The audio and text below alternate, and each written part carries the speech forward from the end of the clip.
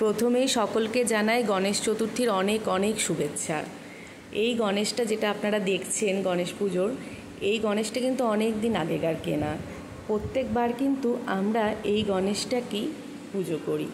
প্রথম যখন এই গণেশটাকে বাড়িতে নিয়ে এসেছিলো আমার দেওর, তখন থেকেই এই গণেশকে আমরা প্রত্যেকবার সুন্দর করে সাজাই, আর আমার দেওর আর আমি দুজনেই মিলেই এই গণেশটাকে পুজো করি। ও অবশ্য খুবই গণেশ ভক্ত। বাড়িতে আমাদের প্রচুর, যখন যেখানেই যায় ও গণেশ নিয়ে আসে। আর গণেশ চতুর্থীর দিন আমাদের এই গণেশটাকেই পুজো করতেই হবে। এই গণপতিটাকে আমরা প্রত্যেকবার সুন্দর করে সাজিয়ে গণেশের প্রিয় লাড্ডু আর মোদক দিয়ে আমরা প্রত্যেকবার এটাকে আমরা পুজো করি।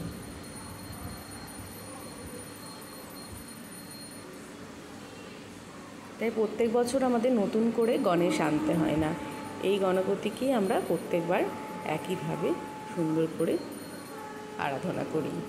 এই যে এখন আমরা গণেশের আরাধনায় করছি।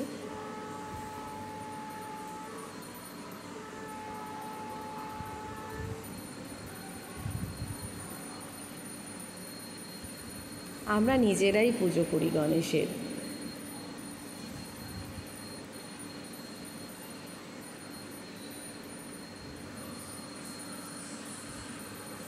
এই যে এই হচ্ছে ভীষণ গণেশ ভক্ত।